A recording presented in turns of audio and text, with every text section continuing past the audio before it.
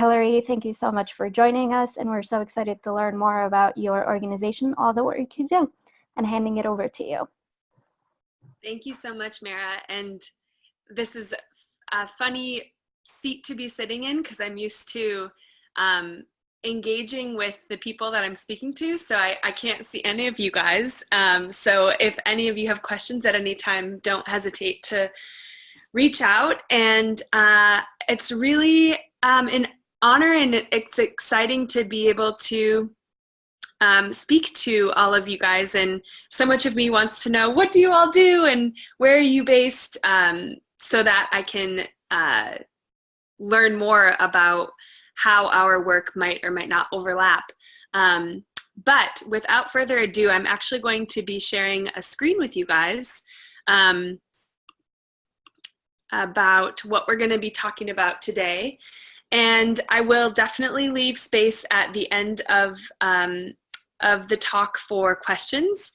And I'm also hopeful that a few of you or all of you might have either notes on your laptop or a piece of paper that you might be able to write down a few reflections. I have a few. This is hopefully going to be as interactive as technology's constraints allow. So designing at psychology's radical edge.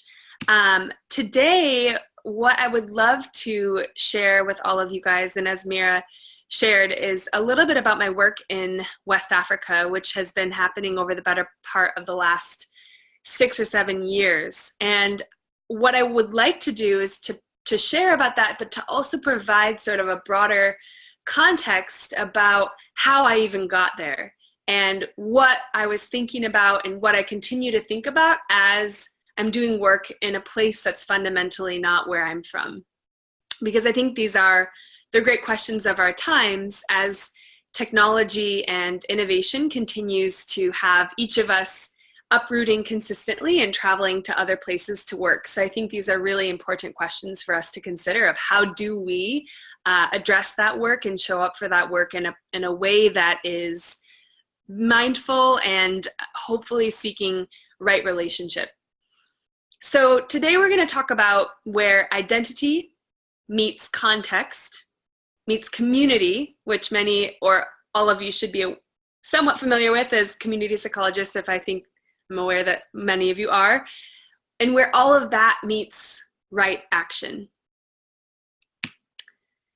And before we start off, I'd love to start with a moment of reflection for each of you. So again, here's where your paper comes in handy, or your notes. And I'd love for you to just take 2 minutes to kind of go inside wherever you are, turn your gaze inward and just kind of reflect on where you came from. Think about what body you were born into.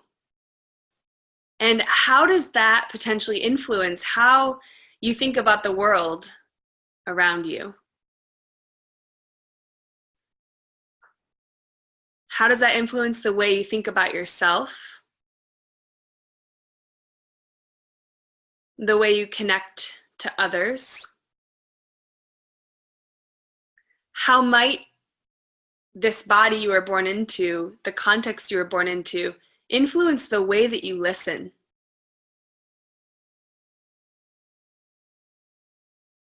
So I'm going to give you about 1 minute to just jot down a few thoughts about these questions for a moment, to get a little more deeply aware of who you are.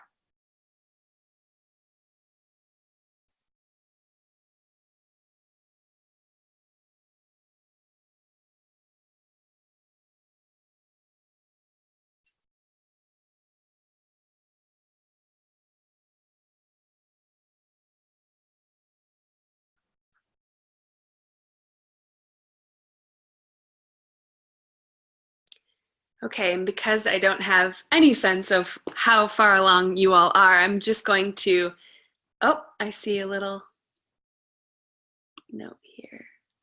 Let's see. Oh, okay. Hold on.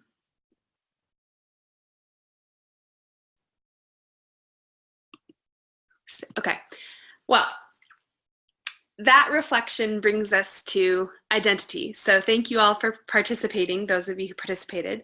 And again, that was an internal reflection. If you want to share with the group what you came up with, feel free to type it in the chat box, or feel free to sort of guard that as armor for what you are carrying into the rest of this conversation that we have together. So the reason I had you all think about that is because these are questions that I've asked myself from a very young age, of thinking about, like, I didn't choose to be born into this body, but how might it influence the way that I show up and the way that I am present with others and with myself? So identity is this question and this thing that is so much, right? Like it really influences our experience of the world, and it really influences our experience in society. And so as community psychologists, or as actors in our community, understand that navigates wherever we're working, I find to be super, super important. So I'm going to share a little bit about myself. This is a photo from the early days of my family. I was born into a family that was located in the Midwest, and, you know, a fairly just suburb community of the Midwest of the United States. And I was born into a body with what many would call white skin. I was born with blonde hair. I was born with green eyes. If you can't tell which one of these people is me, it looks like I'm the small boy in the front left corner holding a bear. And that, yes, I did dress myself in those days. I think quite fondly of my own checkered socks. And so the community I was raised in, relatively on the scale and spectrum, middle class to upper class. I think about all of these things because this is what shaped my worldview from a very young age. And I can remember from a very young age being aware that there was a lot of the world that I wasn't seeing. So the reason I share a little bit about my background is because this really shaped the trajectory that my life has taken since growing up those early years in West Michigan.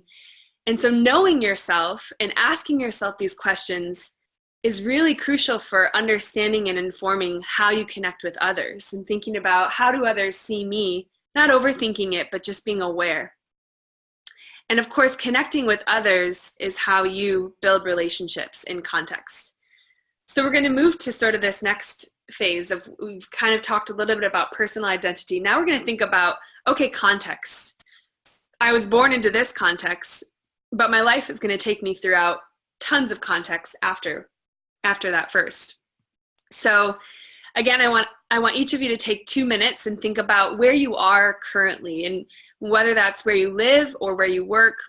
I want you to think about, what is the nature of that place, and how do people interact with one another? What seems socially acceptable? What seems socially unacceptable? In what ways might you be seen in this context? And how might you get curious about what makes this place and the people around you tick? What drives their behavior? What are their values?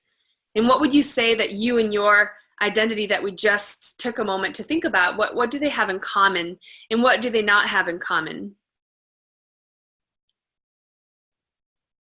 So I'm going to give you another minute to just jot down a few thoughts about the context in which you are. Things you notice about it, and what make it operate.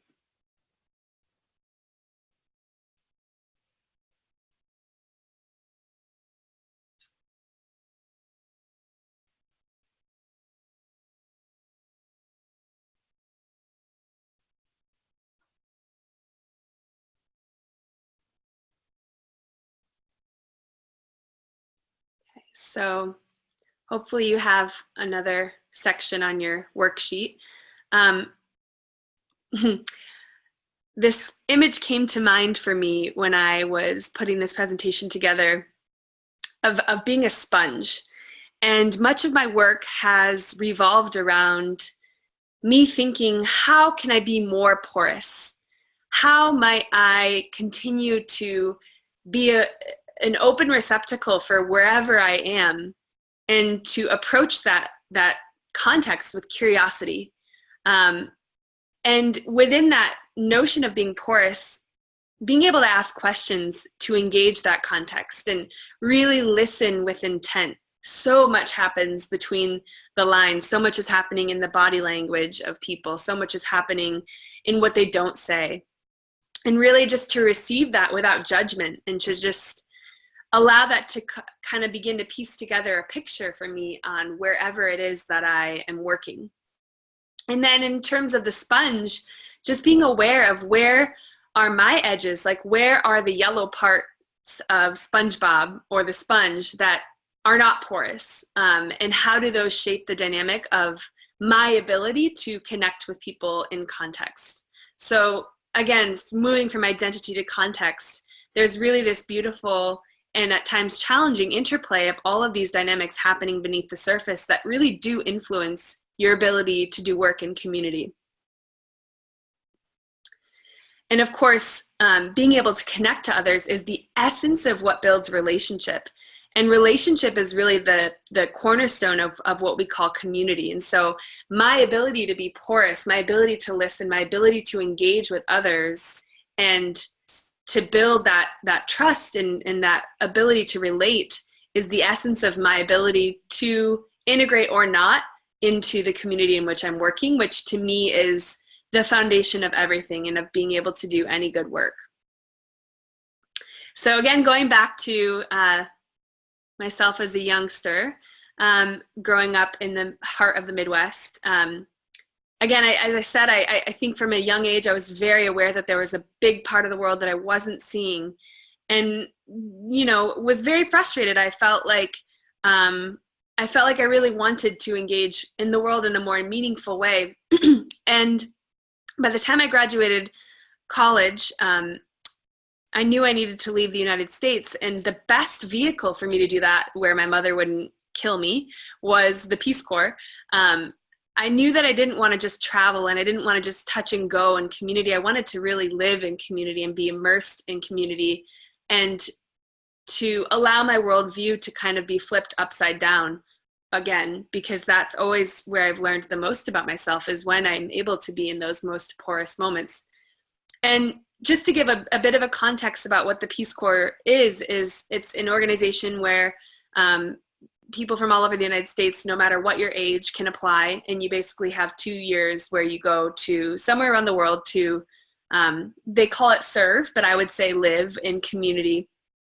And they say they have 3 simple goals to help meet training needs, to help promote an understanding of Americans, and back in the United States to help promote wherever country that you're serving in, to help promote an understanding of the culture that you are with. So really, like 2/3 of the Peace Corps is simply cultural exchange.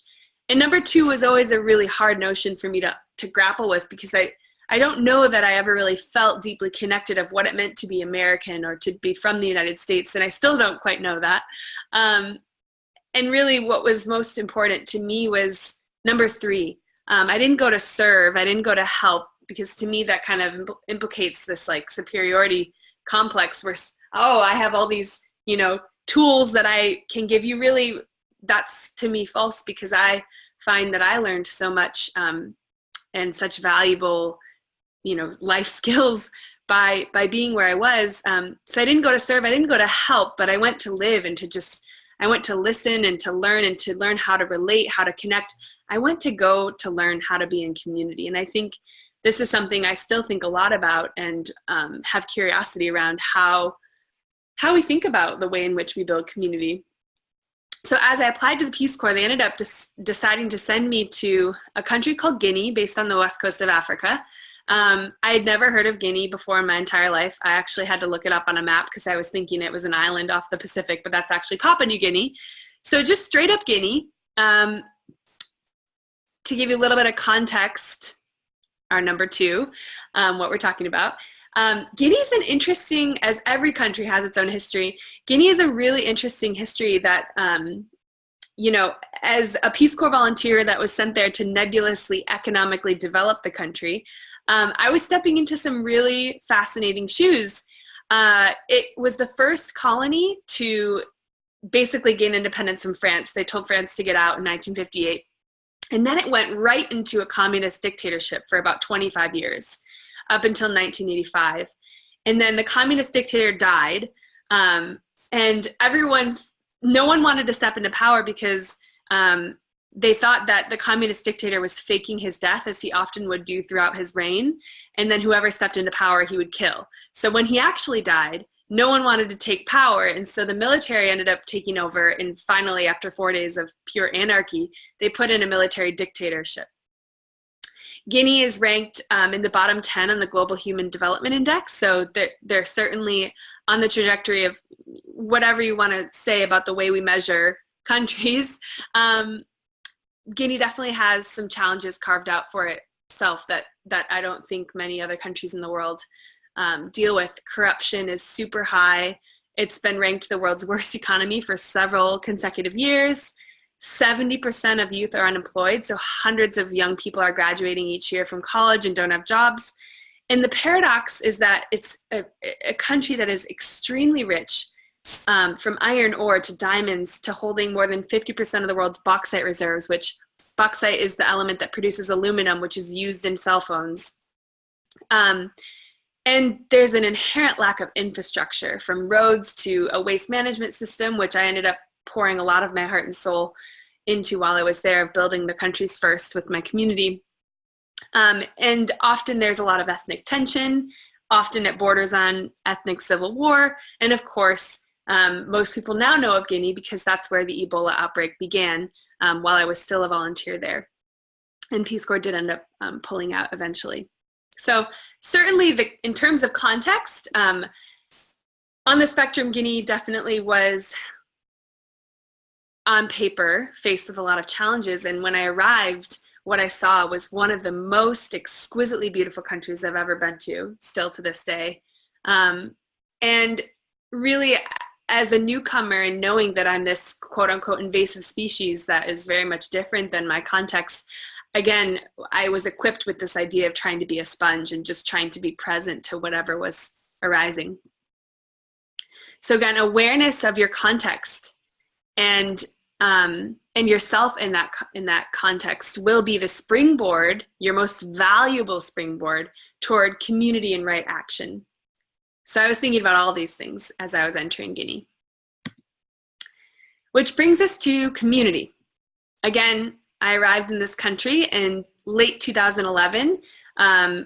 It was the same year that Guinea's first democratically, and I'll put that in quotation marks, elected president took office. So Guinea just became a democracy about 6 years ago, right after I arrived.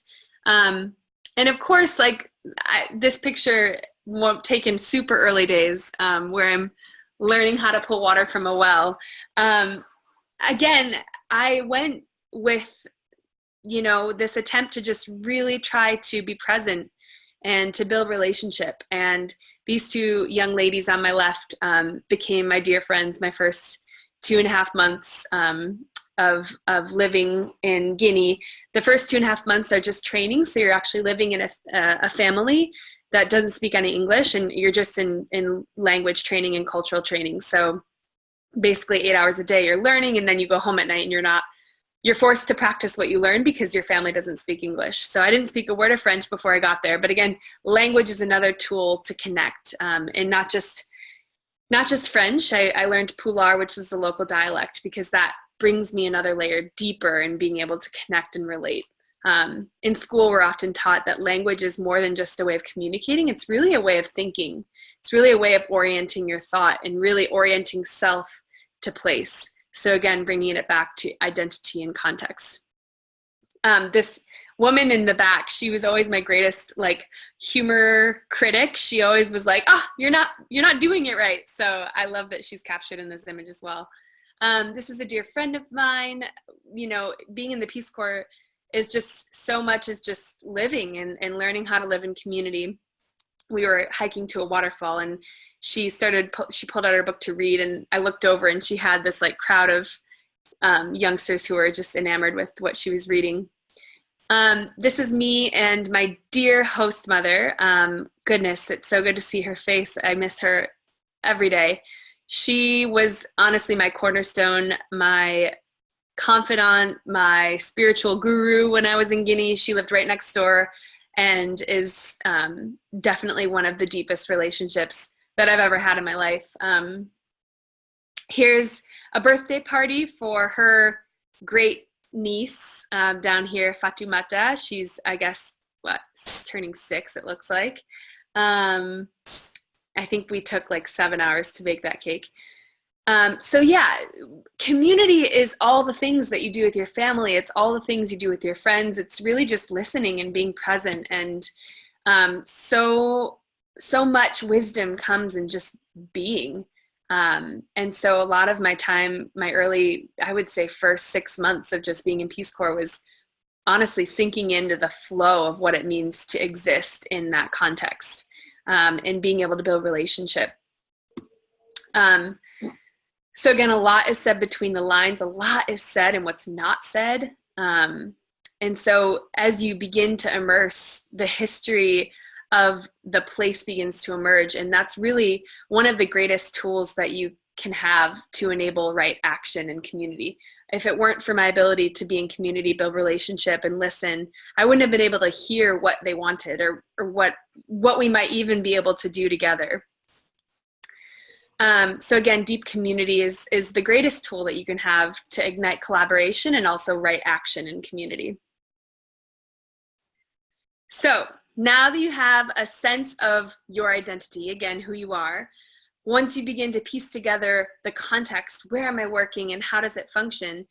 And once you begin to immerse yourself and really blend the two, identity and context, and begin to form community, then you're on the path toward thinking about right action. This is a space that I really love because, I think what I struggle with in being in a PhD program at times is I struggle with the dichotomy between theory and practice. And I've always been drawn to the practice and getting my hands dirty. And I know theory is important, but really what emerges for me is thinking about action as a way to do justice to what you're bearing witness to.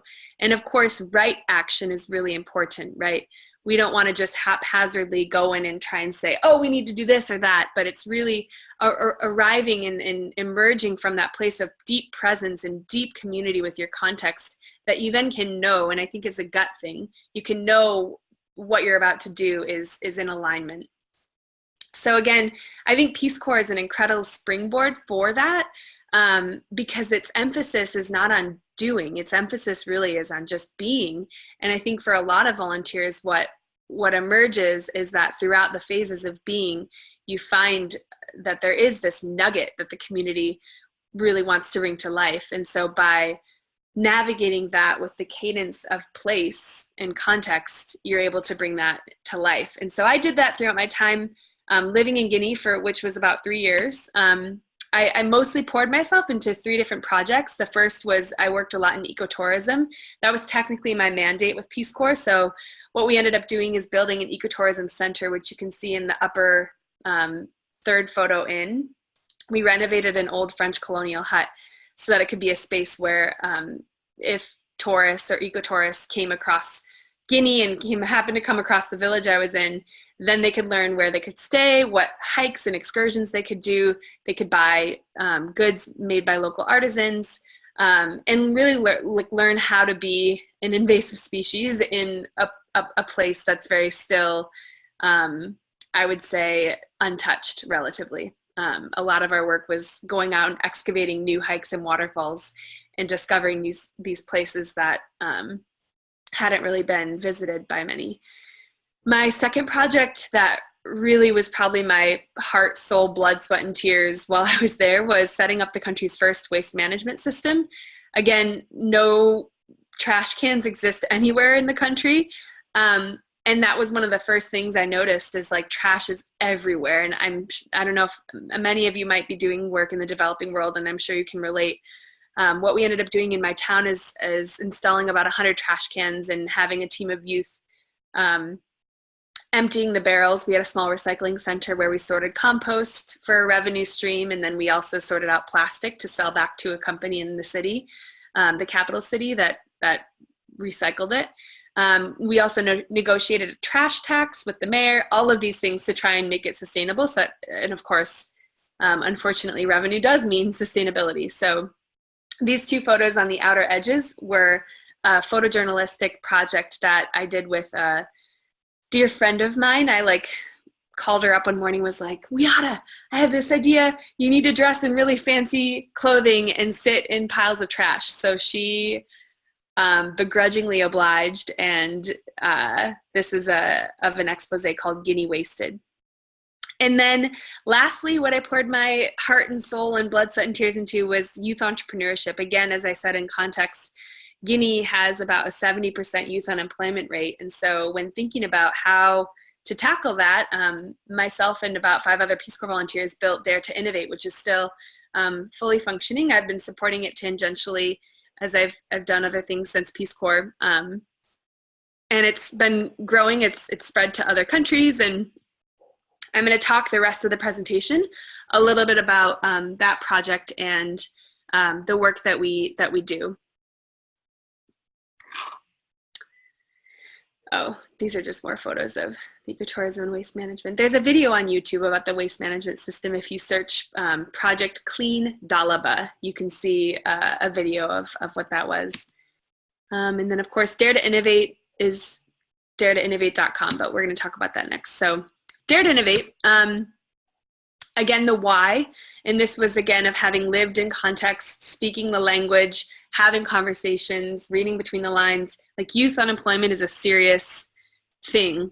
And across the continent, Africa has the largest youth population in the world. So like, think about that alone is significant in terms of potential for either great benefit and possibility or potential disaster, as youth have a lot of energy.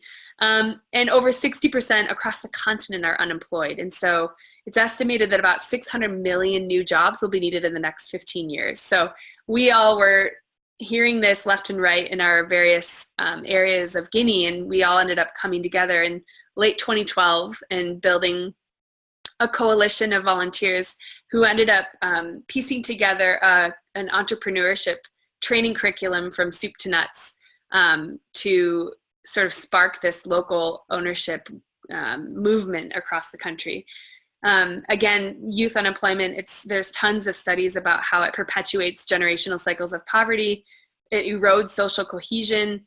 The World Bank has done a report saying that perhaps entrepreneurship is the best form of foreign aid / development, which, as we probably all have some clue, the way that it's been going the last 50 years is not necessarily produced the best of results. So Dare to Innovate is a youth-led movement to end unemployment, to end this great challenge. And really, I think the way in which we've built it is that it's less about the people that are teaching and the people that are facilitating, and more about the youth themselves and the way that they see the world. So our process is very much intentional. We lead youth from this point of building a collective version of their realities, right? Like, each of us has a different identity, a different body, a different lens through which we see the world, as we've learned early stage. So how do you capture that collectively? And mind mapping is a tool that we use quite early on for each voice to be heard, to contribute to this landscape of collective reality building. And then throughout the course of about 10 days, we move from that collective map to each youth kind of finding out what they're passionate about. So we have a lot of like self knowledge exercises where people tap into what they're interested in, and they then pull that sort of challenge area and unearth the pain points and develop a list of wishes and frustrations. Like, oh, my village doesn't have a road. Like, that's a frustration for me. And so if that's something I'm passionate about, I then focus on that area. And the next section of the training leverages design thinking, which is a process of problem solving that ignites creativity. And so the tool that we use there are how might we statements. How might we statements are powerful tools to turn challenges into opportunities. So how is inherently process oriented, might is inherently optimistic, and we is inherently collective. So how might we embodies this notion of positive, process-oriented, collective action. So these how might we statements are ways in which we address these challenges. And so how might we build access to our village? And that then becomes the basis of brainstorming. So brainstorming is this area where everyone goes wild with sticky notes and you go really wide of ideas. And the goal of brainstorming is to just, no matter how ridiculous or wild or unattainable the idea is, it makes it onto the wall because that sparks more ideas.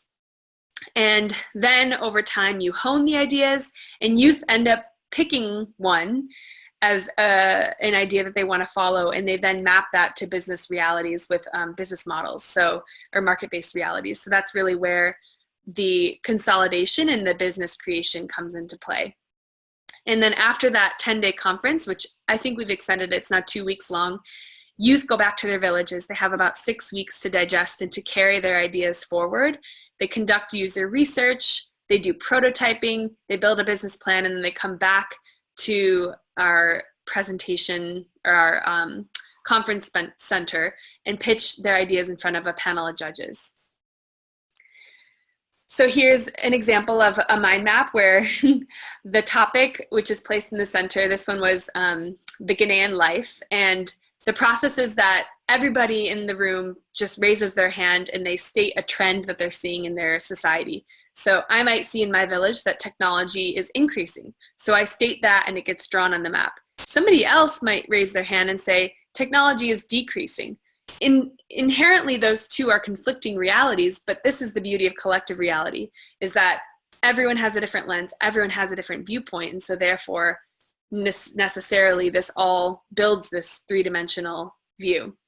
And the dots that you all see on the map, those are the places that people, we call it passion voting, so people have a chance to go and vote on the ideas that they are most passionate about. So again, when they have the idea, when they're mapping it to business reality, we encourage youth to find that sweet spot between desirability, so what does your village want, feasibility, like is it actually possible to do what you want to do, and viability. Is there a way in which you could find a way to set it up with a model that generated revenue so that it could be sustainable? So we work extensively with our youth, and they are incredibly brilliant, and over time come up with the business idea that then pitch to a panel of judges. We then fund the best of the best ideas. Here is a list of just the values of Dare to Innovate, our theory of change. So we believe a lot in local ownership, human-centered design, cross-cultural, cross-sectoral collaboration, etc.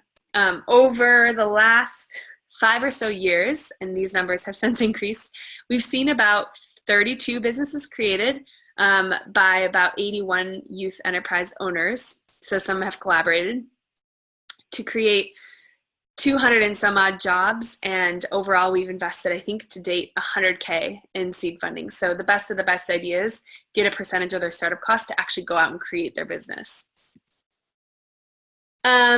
So yes, but again, coming back to the heart and soul of this whole project and movement is really the youth themselves who have taken it upon themselves to build this movement of entrepreneurship. So our Facebook page is just a mine of young people in West Africa who are collaborating, sharing more about the triumphs that they've done, because entrepreneurship in any context is hard, let alone West Africa, sharing their struggles, and seeking community. The road of an entrepreneur is often a very lonely one.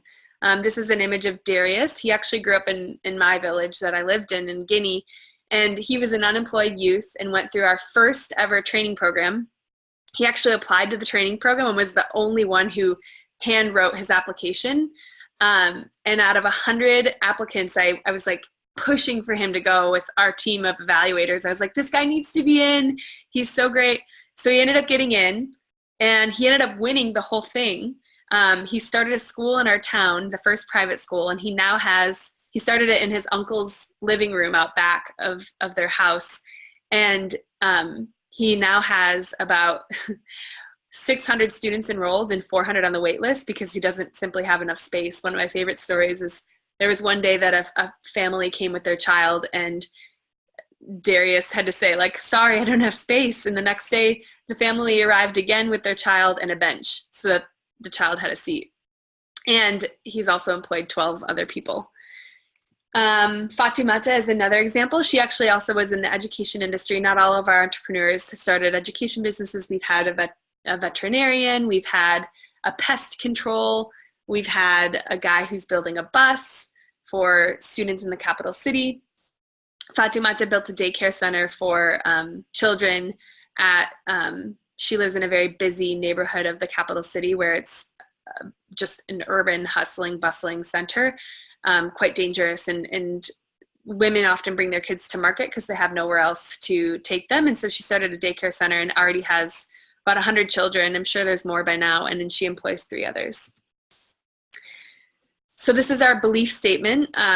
Really, again, just like going out there and setting the bar high, where we believe that entrepreneurs have access to resources, where innovation is the expectation, and where youth actively lead the development of their country.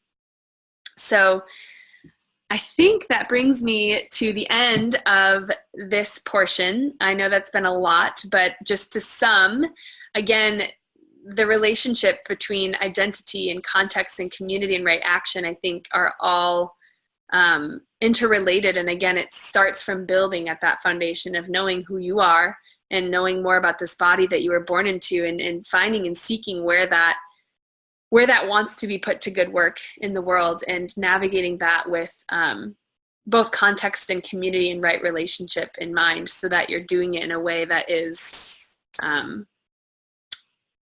integrous. So I will leave it at that. I think we've got about 15 minutes or so, and I'm happy to take any questions. Thank you for listening, if you're still here. They're still here. I think what I'm going to do is I'm going to just make all of our attendees panelists, so they will be able to talk, because we have 9. Oh, nice. So here you are. These are all the people that you've been talking to this whole time. Hi, Mary.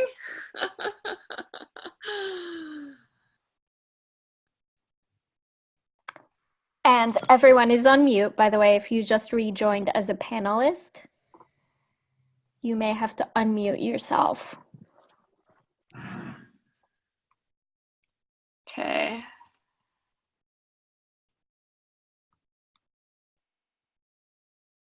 Hold on just a second. I'm going to unmute everyone. Okay, now you can selectively mute yourself again if you feel like there's too much background noise. But everyone should be able to talk now. Comments or questions for Hilary?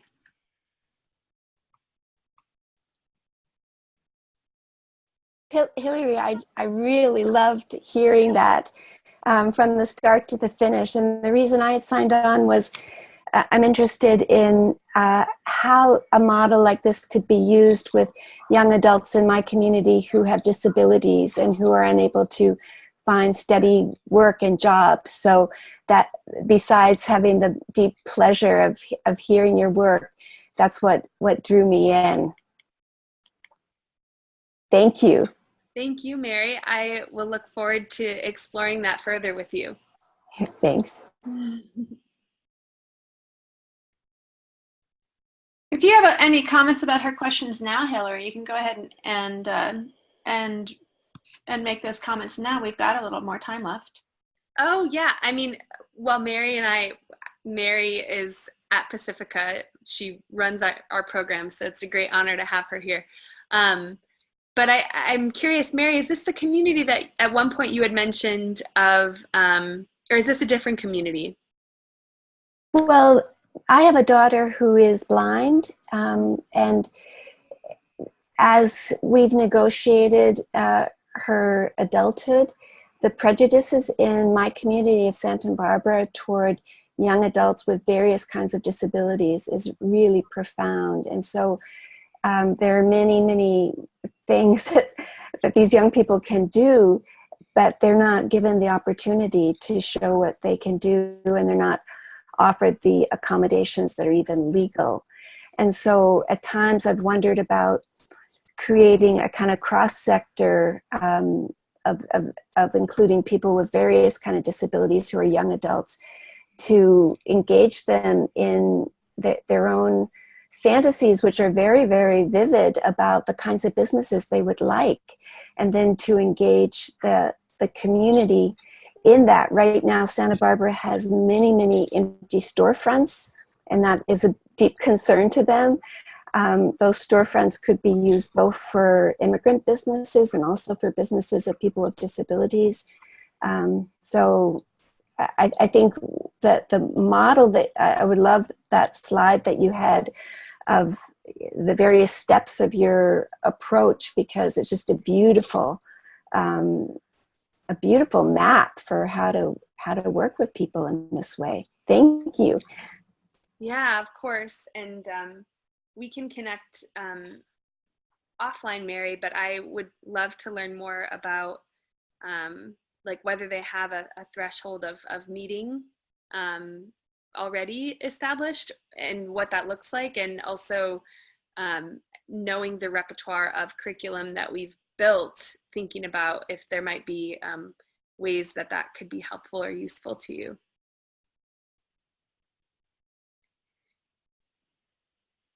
Thank you.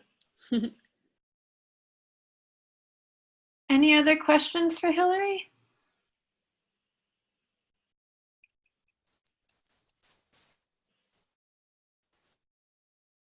Okay. Mira, would you like to sum things up for us? Sure, would love to. Just wanted to say thank you so much for joining us, both to Hilary and everyone who participated in the webinar.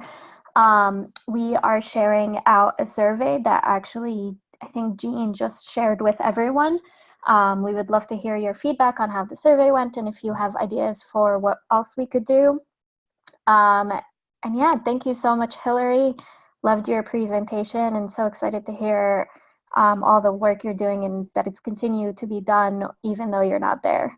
Yeah, thank you so much. Thank you all. Thanks, everybody. Bye. Bye.